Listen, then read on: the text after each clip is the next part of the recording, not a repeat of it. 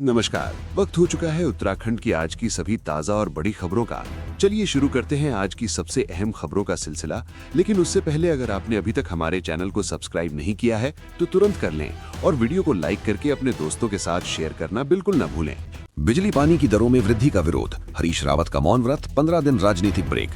पूर्व मुख्यमंत्री हरीश रावत ने बिजली और पानी की प्रस्तावित दरों में बढ़ोतरी के खिलाफ सांकेतिक मौन व्रत रखा।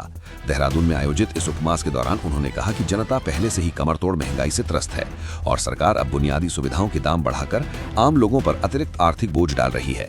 रावत ने घोषणा की कि इस उपवास के बाद वे अगले 15 दिनों तक किसी भी राजनीतिक कार्यक्रम में हिस्सा नहीं लेंगे। हालांकि वे निजी विवाह समारोहों में शामिल होंगे। उन्होंने ईश्वर से प्रार्थना की कि जनता को इस महंगाई से राहत मिले। गैस किल्लत की मार, चाय का कारोबार ठप, शिकंजी और जूस बेचकर गुजारा कर रहे दुकानदार। उत्तराखंड के शहरों में कमर्शियल गैस सिलेंडर की भारी किल्लत ने छोटे व्यापारियों की कमर तोड़ दी है। चाय की ठेलियों और टपरियों के संचालकों को सिलेंडर न मिलने के कारण अपना काम बंद करना पड़ रहा है। कई दुकानदार चाय के बदले अब शिकंजी और गन्ने के जूस के स्टॉल लगाने को मजबूर हैं, क्योंकि इसमें गैस की जरूरत नहीं पड़ती। प्रिंस चौक और राजपुर क्षेत्र के दुकानदारों का कहना है कि 20 दिनों से बुकिंग के बावजूद सिलेंडर नहीं मिल रहे हैं, जिससे उनकी आजीविका पर गहरा संकट आ गया है। सिलेंडर की किल्लत से थाली हुई महंगी, होटल ढाबों में बढ़े दाम, 4000 रुपए तक पहुंचा भाव। वाणिज्यिक गैस सिलेंडर की कमी के कारण शहर के होटल, रेस्टोरेंट और ढाबों में खाने पीने की चीजों के दाम 20 से 40% तक बढ़ गए हैं। 50 रुपए में मिलने वाली थाली अब 70 रुपए की हो गई है, जबकि चाय और डोसे के दाम भी बढ़ा दिए गए हैं। दुकानदारों का आरोप है कि 1800 रुपए वाला सिलेंडर ब्लैक में 4000 रुपए तक बिक रहा है।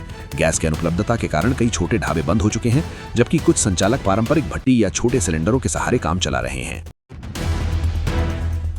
उत्तराखंड को मिलेगी बड़ी सौगात, पीएम मोदी करेंगे दिल्ली देहरादून एक्सप्रेसवे का लोकार्पण। प्रधानमंत्री नरेंद्र मोदी जल्द ही उत्तराखंड के दौरे पर आएंगे, जहां वे राज्य के लिए कई महत्वपूर्ण विकास परियोजनाओं का लोकार्पण और शिलान्यास करेंगे। मुख्यमंत्री पुष्कर सिंह धामी ने उन्हें इसके लिए निमंत्रण दिया है। इस दौरे में मुख्य रूप से दिल्ली देहरादून एलिवेटेड एक्सप्रेसवे और टिहरी पंप स्टोरेज प्लांट का लोकार्पण शामिल है। इसके अलावा पंतनगर एयरपोर्ट के विस्तार और बनबसा में भारत नेपाल सीमा पर विकसित हो रहे लैंड पोर्ट का शिलान्यास भी किया जाएगा, जो अंतर्राष्ट्रीय कनेक्टिविटी और व्यापार को नई मजबूती देगा। कैबिनेट विस्तार पर सियासी घमासान, कुमारी शैलजा का दावा, दल बदल के डर से झुकी सरकार। कांग्रेस प्रदेश प्रभारी कुमारी शैलजा ने भाजपा सरकार पर तीखा हमला बोलते हुए दावा किया है कि धामी सरकार ने दल बदल के डर से आनन फानन में कैबिनेट विस्तार किया है। उन्होंने कहा कि भाजपा को डर था कि उनके नेता कांग्रेस में शामिल हो सकते हैं, इसलिए उन्हें पद देकर रोका गया। शैलजा ने प्रदेश में बिगड़ते कानून व्यवस्था और भ्रष्टाचार का मुद्दा उठाते हुए कहा कि जनता का भाजपा से विश्वास उठ चुका है और आने वाले चुनावों में कांग्रेस पूरी ताकत के साथ बदलाव लाएगी। कांग्रेस का कुनबा बढ़ा, भाजपा बसपा के 6 दिग्गज नेता दिल्ली मुख्यालय में हुए शामिल। उत्तराखंड की राजनीति में शनिवार को बड़ा उलटफेर हुआ, जब भाजपा और बसपा के 6 कद्दावर नेताओं ने दिल्ली में कांग्रेस की सदस्यता ली। इनमें पूर्व विधायक राजकुमार ठुकराल, नारायण पाल, भीमलाल आर्या और पूर्व मेयर गौरव गोयल जैसे नाम शामिल हैं। कांग्रेस मुख्यालय में आयोजित इस कार्यक्रम की तस्वीरों में नए शामिल हुए नेता पिछली पंक्ति में बैठे नजर आए, जबकि प्रदेश प्रभारी कुमारी शैलजा और गणेश गोदियाल अगली पंक्ति में थे। कांग्रेस इसे अपनी मजबूती और भाजपा की कमजोरी के तौर पर देख रही है। मौसम का अलर्ट, अगले 3 दिन पूरे उत्तराखंड में बारिश और बर्फबारी। अप्रैल की शुरुआत भी भीगी। मौसम विभाग ने उत्तराखंड में 29 मार्च से 31 मार्च तक सभी जिलों के लिए बारिश और बर्फबारी का अलर्ट जारी किया है। 30 मार्च के लिए विशेष रूप से ऑरेंज अलर्ट जारी किया गया है, जिसमें उत्तरकाशी, चमोली और पिथौरागढ़ जैसे जिलों में मध्यम बारिश की संभावना है। 3300 मीटर से ऊंचे क्षेत्रों में बर्फबारी होगी। अप्रैल की शुरुआत भी बारिश के साथ होगी, जिससे तापमान में गिरावट बनी रहेगी। हालांकि विभाग का अनुमान है कि 3 अप्रैल के बाद धीरे धीरे तापमान में 2 से 3 डिग्री की बढ़ोतरी हो सकती है। पिथौरागढ़ में गुलदार का खौफ, मूक बधिर युवती पर जानलेवा हमला, चेहरे पर आए गहरे जख्म। पिथौरागढ़ के कुचगाड़ गांव में एक मूक बधिर 19 वर्षीय युवती संगीता पर गुलदार ने घर के आंगन में हमला कर दिया। शनिवार तड़के हुए इस हमले में युवती के चेहरे और हाथों पर गहरे घाव आए हैं। परिजनों के शोर मचाने पर गुलदार जंगल की ओर भाग गया। घायल संगीता का जिला अस्पताल में उपचार चल रहा है और वो खतरे से बाहर है। वन विभाग ने पीड़ित परिवार को 5000 रुपए की फौरी सहायता दी है और क्षेत्र में गश्त बढ़ा दी है। ग्रामीणों ने गाँव में पिंजरा लगाने की मांग की है। ईंधन संकट पर सरकार की सफाई, खाद्य आयुक्त बोलिए पैनिक न करें, पर्याप्त है पेट्रोलियम पदार्थों और एलपीजी की आपूर्ति। उत्तराखंड के खाद्य आयुक्त आनंद स्वरूप ने राज्य में पेट्रोलियम पदार्थों और एलपीजी की कमी की खबरों को महज अफवाह बताया है। उन्होंने कहा कि पैनिक बुकिंग की वजह से एलपीजी का बैकलॉग बढ़ा है, जिसे जल्द ही ठीक कर लिया जाएगा। आयुक्त ने जानकारी दी कि 4 धाम यात्रा के लिए प्रतिदिन 4500 अतिरिक्त सिलेंडरों की व्यवस्था सुनिश्चित की गई है। उन्होंने लोगों से अपील की कि जिनके पास भरे हुए सिलेंडर हैं, वे अनावश्यक बुकिंग न करें। राज्य में पेट्रोल और डीजल की आपूर्ति भी 100% सामान्य बनी हुई है। देहरादून में बनेगा देश का पहला EBRTS। मेट्रो की तर्ज पर खंभों पर दौड़ेंगी इलेक्ट्रिक बसें। उत्तराखंड सरकार देहरादून में सार्वजनिक परिवहन को आधुनिक बनाने के लिए देश का पहला एलिवेटेड EBRTS यानी electric bus rapid transit system शुरू करने जा रही है। इस प्रोजेक्ट के तहत सड़क के ऊपर पिलर बनाकर विशेष ट्रैक तैयार किया जाएगा, जिस पर केवल हाई कैपेसिटी इलेक्ट्रिक बसें चलेंगी। ये सिस्टम मेट्रो के मुकाबले कम लागत में तैयार होगा और सामान्य ट्रैफिक से मुक्त होगा। चीन के शियामेन शहर की तर्ज पर बनने वाले इस मॉडल को भविष्य में ऋषिकेश और हरिद्वार से भी जोड़ा जाएगा। मिशन 2027 मोड में सीएम धामी। 6 अप्रैल से शुरू होगा विधानसभा क्षेत्रों की घोषणाओं का महासमीक्षा अभियान।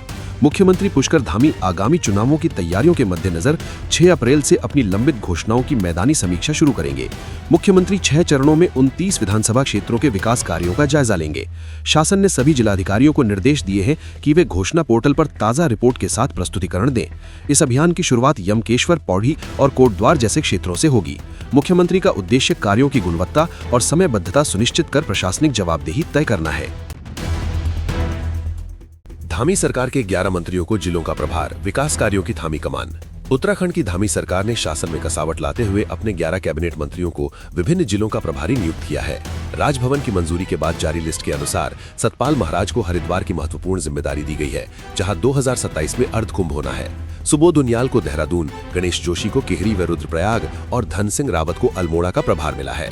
ये मंत्री अब जिला नियोजन समितियों की अध्यक्षता करेंगे और स्थानीय विकास कार्यों की सीधी निगरानी करेंगे। हालिया कैबिनेट विस्तार के बाद मंत्रियों की इन नियुक्तियों को 2027 के विधानसभा चुनावों की तैयारी से जोड़कर देखा जा रहा है। हेलो गाइस, सोशल मीडिया पर छाई 9 साल की प्रभा, मासूमियत और गढ़वाली बोली का जादू। सोशल मीडिया के दौर में उत्तराखंड की छिपी प्रतिभाएं दुनिया के सामने आ रही हैं। पौड़ी गढ़वाल के राठ क्षेत्र की 9 वर्षीय प्रभा रावत इन दिनों इंटरनेट पर सनसनी बनी हुई है। प्राथमिक विद्यालय बड़ेत में कक्षा 5 की छात्रा प्रभा अपने वीडियो की शुरुआत हेलो गाइस, स्वस्थ रहे मस्त रहे से करती हैं। उनकी शुद्ध गढ़वाली बोली और मासूम अंदाज ने लाखों लोगों का दिल जीत लिया है। प्रभा की बढ़ती लोकप्रियता को देखते हुए पौड़ी की जिलाधिकारी भी उन्हें सम्मानित कर चुकी हैं। उनके चाचा पंकज रावत इन वीडियो की एडिटिंग और पोस्टिंग का जिम्मा संभाल रहे हैं। हरिद्वार कुंभ 2027, गंगा घाटों पर उमड़ेगा आस्था का सैलाब। आकर्षण का केंद्र बनेंगी सैकड़ों देव डोलियां। आगामी हरिद्वार कुंभ को दिव्य और भव्य बनाने के लिए उत्तराखंड की सांस्कृतिक पहचान देव डोलियों के संगम की तैयारी शुरू हो गई है। मेलाधिकारी सोनिका की अध्यक्षता में हुई बैठक में निर्णय लिया गया कि कुंभ के दौरान पहाड़ के विभिन्न क्षेत्रों से 500 से 700 देव डोलियां हरिद्वार पहुंचेंगी। ये आयोजन न केवल धार्मिक आस्था का प्रतीक होगा, बल्कि उत्तराखंड की लोक संस्कृति को वैश्विक मंच पर भी प्रस्तुत करेगा। डोलियों के स्नान की तिथियों और शोभा यात्रा के रूट को लेकर जल्द ही औपचारिक घोषणा की जाएगी। मुख्यमंत्री धामी के निर्देश पर प्रशासन इस आयोजन को ऐतिहासिक बनाने में जुटा है। समाज कल्याण मंत्री खजान दास का एक्शन प्लान, पहली ही बैठक में लापरवाह अफसरों को चेतावनी। नवनियुक्त समाज कल्याण मंत्री खजान दास ने कार्यभार संभालते ही विभागीय अधिकारियों के साथ पहली समीक्षा बैठक की। उन्होंने सख्त लहजे में कहा कि वृद्धावस्था पेंशन, छात्रवृत्ति और दिव्यांग सहायता जैसी योजनाओं में किसी भी तरह की देरी बर्दाश्त नहीं की जाएगी। मंत्री ने योजनाओं के क्रियान्वयन में पारदर्शिता लाने के लिए डिजिटल तकनीक और रियल टाइम मॉनिटरिंग सिस्टम विकसित करने के निर्देश दिए हैं। उन्होंने प्रधानमंत्री मोदी के विकसित भारत 2047 के विजन को धरातल पर उतारने की बात कही। खजान दास ने स्पष्ट किया कि लापरवाही बरतने वाले अधिकारियों के खिलाफ कठोर वैधानिक कार्यवाही की जाएगी।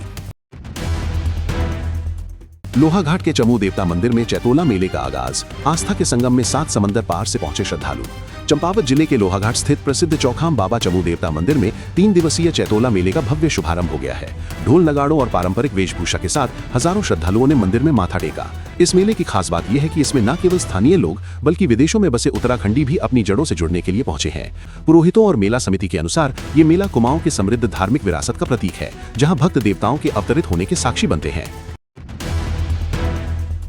रुद्रपुर में पुलिस और नशे के सौदागरों के बीच मुठभेड़, पैर में गोली लगने के बाद शातिर तस्कर गिरफ्तार। ऊधम सिंह नगर की गदरपुर पुलिस ने एक साहसिक मुठभेड़ के बाद शातिर नशा तस्कर शाकिर उर्फ नक्टा को गिरफ्तार किया है। चेकिंग के दौरान पुलिस पर फायरिंग कर भाग रहे शाकिर के पैर में जवाबी कार्यवाही में गोली लगी, जिसके बाद उसे जिला अस्पताल भेजा गया। जांच में चौंकाने वाला खुलासा हुआ कि शाकिर अपने नाबालिग बच्चों का इस्तेमाल स्मैक बेचने के लिए करता था। आरोपी के पास से अवैध तमंचा, कारतूस और मोटरसाइकिल बरामद की गई है। एसएसपी ने साफ संदेश दिया है कि जिले में नशे के कारोबारियों और अपराधियों के खिलाफ जीरो टॉलरेंस की नीति जारी रहेगी। एक्सपोर्ट के नाम पर लाखों की ठगी, फर्जी विदेशी लीड दिखाकर कंपनी को लगाया चूना, 6 बार केस। रुद्रपुर में एक कंपनी से एक्सपोर्ट बिजनेस और अंतर्राष्ट्रीय लीड दिलाने के नाम पर लाखों रुपए की ठगी का सनसनीखेज मामला सामने आया है। ठगों ने फर्जी एजेंसी के जरिए 200 मीट्रिक टन पास्ता की फर्जी विदेशी लीड दिखाकर कंपनी से करीब 2.25 लाख रुपए ऐंठ लिए। जब कंपनी के प्रतिनिधि उनके ऑफिस पहुंचे तो पता चला कि आरोपी पहले ही धोखाधड़ी के केस में जेल जा चुका है। पुलिस ने शुरू में कार्यवाही नहीं की, लेकिन अब न्यायालय के आदेश पर 6 आरोपियों के खिलाफ मुकदमा दर्ज किया गया है। पुलिस अब इन जालसाजों के नेटवर्क को खंगालने में जुटी है। आपदा में अवसर तलाशने वाला गिरफ्तार। हरिद्वार में गैस संकट के बीच 17 अवैध सिलेंडर बरामद। ईरान इजरायल युद्ध के कारण उत्पन्न वैश्विक गैस संकट की खबरों के बीच हरिद्वार में सिलेंडरों की कालाबाजारी करने वाले एक आरोपी को पुलिस ने दबोच लिया है। सिडकुल थाना पुलिस ने रावली महदूद में छापेमारी कर जावेद नाम के व्यक्ति के घर से 17 एलपीजी सिलेंडर बरामद किए। आरोपी कॉमन सर्विस सेंटर की आड़ में इन सिलेंडरों का अवैध भंडारण कर रहा था ताकि संकट के समय इन्हें ऊंचे दामों पर बेच सके। भीड़भाड़ वाले इलाके में इतने गैस सिलेंडरों का अवैध भंडारण किसी बड़ी अनहोनी को दावत दे सकता था। पुलिस ने आवश्यक वस्तु अधिनियम के तहत मामला दर्ज कर जांच शुरू कर दी है। फिलहाल इस बुलेटिन में बस इतना ही। ऐसी ही ताज़ा और सटीक खबरों के लिए चैनल को सब्सक्राइब करें, वीडियो को लाइक करें और अपने दोस्तों के साथ शेयर करना ना भूलें। नमस्कार।